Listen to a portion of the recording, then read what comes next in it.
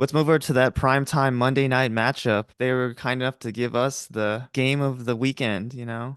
Hey, at least you're not on Peacock.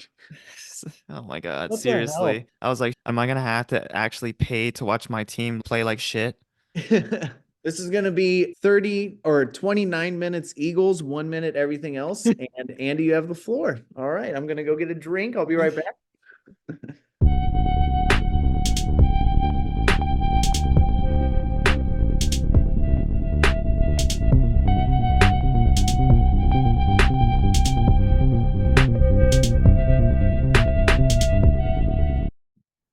Welcome back to the Schlabcast, ladies and gentlemen. I'm Caleb with Andy. We're missing Jeff this time, but that's all right. He doesn't have anything to say about the NFC. He has no idea what's happening on this side. You got our, masters and professionals and everything you need in a podcast right here. So, how you doing, Andy? I'm doing pretty well. Excited to talk about our teams, somewhat, I guess.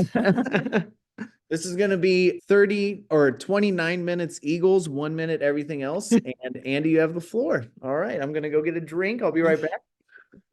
I mean, we can hop right into some Eagles talk. We can just save our teams for last and talk about the Detroit game first. Where you want to go? We can start with the Detroit game. Yeah, let's do that. Um, I agree. so it just seems all too fitting for the NFL to script this. What Detroit hasn't won the division in 30 years. I don't know what the last time was for playoffs exactly, but it's been a while. 92. 92. So we got what 31 years. Yeah. And of all the odds, they are going to be hosting the Rams. Matt Stafford, who was their quarterback of 10 plus years. Little reunion right there. He's like the franchise leader in like everything that matters passing wise, it seems like. It's so crazy, like really thinking about it now. Like this dude was throwing to Megatron. For real. Like how long ago does that feel like, you know? So Rams, I didn't watch much of that game against the 49ers. I know it was Carson Wentz. I need to mention him. Carson Yeah, Wentz no, going I off a watched bit, quite a bit of that game. even with his legs. Carson Wentz, putting on his Lamar shoes was awesome. There were so many designed runs. It was just like they signed him for the week and they're like, hey, you're just gonna go get the shit kicked out of you by San Francisco. And then we're gonna just go right back to our normal plan. Yeah, Wentz versus Darnold, right? Yeah. And God, Darnold was so bad. I was watching it not with Alex Reyes, but I was on like Discord with him and stuff talking, and he was freaking out because Darnold's so bad. But yeah, so Detroit home favorites by 3.5, hasn't moved at all. The over-under is 51.5, which they're just thinking this is not going to be a defensive game. I actually think Detroit's defense is pretty good and can kind of hold down the Rams if they just stick to I wouldn't say like a cover two scheme, but they want to just keep the outside covered and make them run on you in the long run. I don't know if it's just because of seeding and whatnot. I think the Rams can do it. I think they can come in and Stafford can just kill all the dreams of his former fans and just upset them on the road. But I think Detroit being at home, if they had to travel, they wouldn't really stand too much of a chance. But I think that home field advantage is actually going to shine through. So I expect a great game. Yeah, I do too. I was just trying to check the status on Sam Laporta because I know he was injured in that last game. He messes his knee up. It looks like he's probably not going to be playing in this game. He's one of Jared Goff's favorite targets. So I think that's going to be a big loss. Yeah, you're replacing 889 yards, 86 receptions, which is top 20 in the league. Tied for fourth in touchdowns with 10. All as a rookie. Yeah, it's tough to lose that. That's for sure. Plus, coming from Iowa, he's like a pretty good run blocker too, I'm sure. Yeah, absolutely. And the Rams, while I do think that they are a hot team, especially on offense, like we've mentioned, they've got it there. I do think they meet their match a little bit with Detroit Lions at home. I already mentioned that game against the Cowboys a little weeks ago. I don't think their momentum should have gone off too much. If anything, I think it should have spurred them to make them more mad in a good way, though. Use it positively. Something about this team, I just get a good vibe. I just really like Dan Campbell. And I think it's another one of those teams where just the culture is there. And regardless of this loss, they're still just going to be like next man up kind of thing. So as much as I am high on the Rams, I just have the Lions projected NFC championship right now. So that hurts my feelings because I already know how that's going in your bracket. But let me read off the Lions' last 5 games. All right. They're 3-2. They're two losses, one of them being the Dallas one. The other one, they lost to the Bears. Their wins, two of them are against Minnesota, and the other one is against Denver. Yeah, So not the most impressive. their last five games outside of Dallas, they played Dallas really well. That was a fantastic game for them. But that's not like super impressive at all. Minnesota just completely ate shit at the end of the season. Not that they were doing well beforehand. Denver was starting their turmoil with Russell Wilson around that time. And then they lost to the Bears. So I'm a little wary on them. I'm not saying like the Rams have just been killing it, but they're on a nice little streak for themselves. The San Francisco win is nice, but it's not the true team that was on the field. So if we're picking this game right now, Oh where man, are it's you like a leaning? coin. It's like a coin toss to me. If there's no Laporta, I'm going the Rams. If there is Laporta, I think Detroit can get off to a pretty hot start and just stay with their own momentum. So I'll probably take them. I think it does kind of hinge on the skill players for Detroit and who's going to be there. I'm gonna go with the Lions. It's more of a gut feeling, even though they are favored. Just one of those things where I just feel like it doesn't matter who they're playing at this moment. I just have them winning. Yeah. So I'm going Lions. All right, let's go over to my game. Let's just do mine because I don't think we have too much we got to really touch on. I think the Cowboys got a fantastic draw. This is who I wanted to play. I was going to be like, okay, I guess with the Saints if it came down to that, but I wanted to play Green Bay. It opened at 7. It has moved to Dallas 7.5, and the over-under sitting at 50.5. So another kind of high-scoring game. Probably because Dallas scores 35 points at home. That gives what, 15 to Green Bay if we were to stick with that, 15 or 16. I think Green Bay is a fantastic, fun, young story, but again, let's go over their last 5 games. They're on a 3-game winning streak, having beaten the Bears, the Vikings, and beating Carolina by a field goal. And then they lost to Tampa Bay, and then they lost to the Giants. So I'm not like, wow, what a just impressive anything really that they've done. Plus, really the only guy that truly scares me is Aaron Jones, just because he can really put the team on his back. If we bottle him up and we make Jordan Love beat us, I don't think he's going to be able to outwit and out scheme and outperform our defense and Dan Quinn and everybody. Plus, they do not have a great offensive line. They really don't. I think that's a big, big advantage for Dallas. So I think they win big, put up 30 points, and I don't think Green Bay could do that. Give me Dallas. Yeah, Mike McCarthy revenge game. Hell yeah. I think you hit a nail on the head when you mentioned the word young, because I think that's the perfect way to describe the Packers. They are one of the youngest teams in the NFL. So I think that will come back to bite them a little bit. Dallas having obviously more experience. Dallas, just the better overall team. Yeah, like you said, Green Bay kind of lucked into this playoffs. Dallas at home, juggernaut, 8-0. I just don't see Green Bay having a chance either. Dallas 16-game home winning streak right now. The last game they lost at home, I believe, was week 1 of last season. So what are you gonna do there? And Green Bay's just gonna probably haven't played in an environment quite like what they're gonna be in as well on Sunday. There'll be plenty of Packer fans, but it's a different vibe completely this year with this team. And I never say that. I always think it's just like a no, they'll fuck it up, but I think they're clicking. Yeah, I do too. So we both got Cowboys. And We Jeff does almost too. I know he does. For what it's worth, we almost had a special guest on. Would love to preview this game together in more detail. I'm sure you might have some guesses who that might have been. What, were we getting Connor on? Possibly Oh, what? Oh man, I've been insane. Him and I will happen.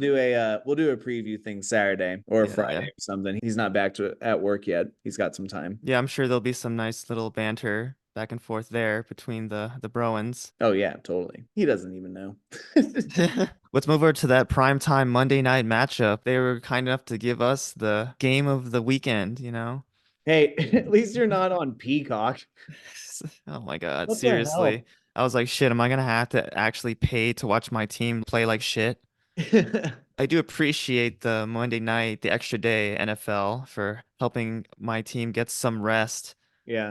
Jalen Hurts with that finger, AJ Brown with that knee, Devontae with that knee, ankle, DeAndre Swift. So the team just needs the rest, and any day, hours, we'll take it. Terrible, terrible loss to the Giants. Came out flat. Some people were saying because we put in our backups, but that was after we had already got smashed to begin with. I don't know what is going on. The other few weeks, I did have a bad vibe. I just knew the team was just reeling. But this game, after I had mentioned some post-game interviews from the last game, I thought the team was actually had the right mindset and attitude, and they would come out stronger, and it did not at all. So I'm extremely concerned facing a Bucks team, which people may consider kind of mid or maybe a little bit above average, but I am concerned with Baker Mayfield, with Chris Godwin, and most notably Mike Evans with their receiving game. Yeah, for real. If the Giants can torch us with Tyrod Taylor and Darius Slayton, a half-injured Darren Waller, then yeah, Mike Evans, future Hall of Famer, that does have me extremely concerned right now. What are your thoughts? All right. Well,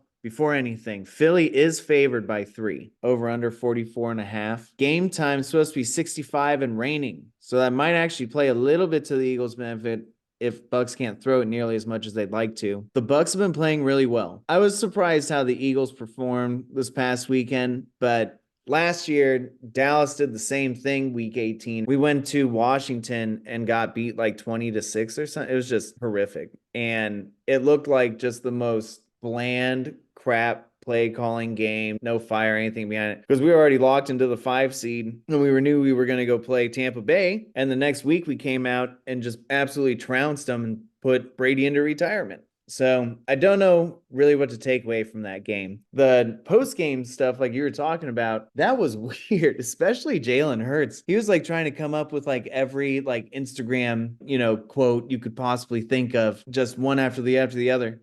And he had like no real drive or anything, it seemed like. So I don't really know what's going on there. I think the players gave up for some reason on the coaching staff, and the coaching staff was one of the like strongest points of the team. So I don't really know what happened there. It probably will come out, mid off season. Sal Palantonio will have like a big breaking news thing about like, no, it actually was this, and it was because of blah blah blah on this trip, and it was during this play calling series or whatever the case. And I don't know, maybe they're the Hard Knocks team next year. God. Yeah, I think it was understated that losing both coordinators. I Losing just the sideline staff, losing the big bruiser, whatever that guy's name was. As soon as he got kicked out during that half, that's where it just somebody else calmed down. somebody else said that once we lost Dom, everything went downhill. Yeah, he was actually the coach. He was the shadow GM, and now he's been just banished. This game is driving me crazy. And I then their might take defense I is might like, have to take the Bucks though, just because it's at their place. And like you said, the skill players for the Bucks have been just lighting it up, and that really doesn't play into anything the Eagles do well on defense. So yeah, no, I wouldn't blame you. it's man, especially if the Rams win and we host the Bucks week 2, that'd be awesome. Oh my God. Yeah, and their defense is similar to the Giants. They like to blitz a lot, which is not in the favor of the Eagles. For some, I don't know what it is, the Eagles. It's just Jalen Hurts just seems to, he drifts to the right every time. And then once he gets to the sideline, he just throws it out of bounds, or he just throws it and it gets like contested. It's way too clogged up in the lane like that. I mean, all you gotta do is just put your arm out. The sideline's another defender. So I don't know if that's partially, if it's play calling or if it's him just doing that as a result or both, but it's just obnoxious. Yeah. So picking it right now, ugh,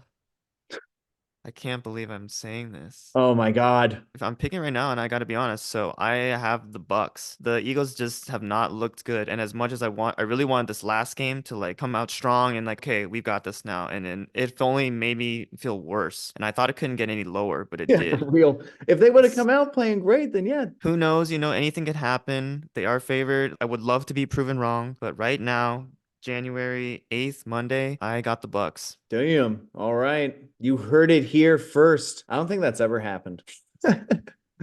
No, it's tough to pick against your own team, but when the cards are just not in your favor and the team just seems like gassed, or I don't know how to explain it. It's just each guy's a little different. and how they're handling it, it seems like there's no cohesion. So until I they fix that, and it takes longer than just a week to fix that. So hopefully they snap into gear immediately. Yeah, and again, I hope I'm wrong, but I just gotta be honest. And it just feels like what I was saying about the Lions, where I just had this gut about it doesn't matter who they're playing, I just have them winning. I have the opposite for like the Eagles, where it doesn't matter who they're playing, I just don't see Yeah. them winning. Man, this time last month we would not have been saying that. Which is Just crazy. Yeah, just a few I months remember ago. listening to Bill Simmons on his podcast, and he was saying, like, are the Eagles just kind of fucking around with everyone? Like they're the best team and they just know it, and they're just like, well, let's try this. And then it gets close to the end of the game, like, let's just go win it, forget it. Because that's what it seemed like. They were just like goofing around for a little bit, and they just kick into gear the second half and then just win. That system dried up. I don't really know what it is. Bring back Chip Kelly. For what it's worth, I don't think he's gonna get fired, but there have already been talks about should we fire Nick Oh, Sirianni? I So it's I've seen the Eagle subreddit just like calling for everyone's head. Except there's one coach that they're all really still behind. It might be the OC or the guy that's taking it's over it's as the OC. probably it's definitely not the OC. It's got to be the offensive line coach, Okay, that it's not, if there is anything. someone that's like he can be spared. Yeah, it's probably Everyone the else offensive is, line yeah. coach because Okay. he's been there since like Chip Kelly, Peterson, and now Sirianni. Who do you have? I'll take Bucks. I gotta do kind of the same thing. I think we got San Francisco, Los Angeles, which I think is an awesome game, and then Dallas, Tampa Bay, if I'm correct there. Probably it'll go chalk though again. Tampa Bay going to San Francisco, Detroit coming back to Dallas just to get their ass beat this time. We're gonna just rail them if they come back a second time. That was about as bad as they could play, and they still won. And that was with so much crap going against them. And CD fumbling on the one. I don't see that happening again. But for what it's worth, if the Eagles were to miraculously win, I would just love to just, it sounds crazy, but at this point, we got nothing to lose. I'd love to play the 49ers and just try to take them out. That sounds probably ridiculous right now, but you never know. Is there anything else you want to talk about for NFC I, side? I think that I think that's concludes about that. it. I think there's just one more thing I just want to mention, not necessarily playoffs related, but there was a firing on Monday at 12:02 a.m. It was the first firing. Actually, you did call it. Who was it? Is it He's Arthur? plays for he coaches for our favorite team. Yes, Don. Nice, good. So a little. Well, I like that he's like shit talking what's his face from the Saints as Oh, their Dennis GM. Allen. Yeah. Yeah, and he's just like, yeah, I'm getting fired. I don't really care. Did you see that play? Yeah, it wasn't Dennis Allen's fault. It was Apparently, Jameis's fault. yeah. Yeah. So whatever. Go fuck yourself, Arthur. You suck anyway. Oh my God. It was kind of funny when on NFL Total Access at the end when they were just mentioning it, they're like, okay, Arthur Smith got fired, blah, blah, blah, blah, blah. And then right after that, they said, here are your FedEx Ground and Air Players of the Week. But the joke about that is like his dad is FedEx, owns FedEx. uh, But all right, Atlanta Falcons fans, you are no longer 7-10, and Bijan, you are now free. They showed Tyler Algier last year over 1,000 yards rushing, but Bijan 976. I feel like it's going to be the only year in his career where he doesn't hit 1,000. yeah, he's gonna be a B. He's gonna have a real coach next year. We'll figure it Yeah. out. But I But won money off them not making the playoffs, so I'll take it. Jim Harbaugh to the Falcons? Better than the Commanders or Patriots, but I don't know. We'll see how this game goes. It's still 2013 entering the fourth. So, Winnable division there if you get a quarterback. yeah, for real. All right. Well, for everyone, for Andy, for Aloha Jeff, I'm Caleb, and we're going to be signing off from the Schlabcast now. And it's early in the week. A lot can change, but maybe the NFC East teams end up meeting in the conference championship game anyway. We'll just see. The Eagles could turn it around. They're still, a threat of a team. It's not like no one can play for them. They still have a lot of good names, but we'll see how it shakes out. And maybe we'll get a Packers Cowboys preview from Booga and Broen coming in here. So, all right. If there's nothing else, I guess we're gonna sign off. And a big schlabba beach to everyone. I hope everyone has a good week and go Cowboys! Division winners! Yeah. Let's go, Birds. All right. Let's get this. Come on, Oh, my guys. man. We still know how to play football. Come on. They can do it. They can. Just gotta believe. All right, man. I'll see you later. All right. Take care, man. All right. Peace. Peace. Shaba. Jabba.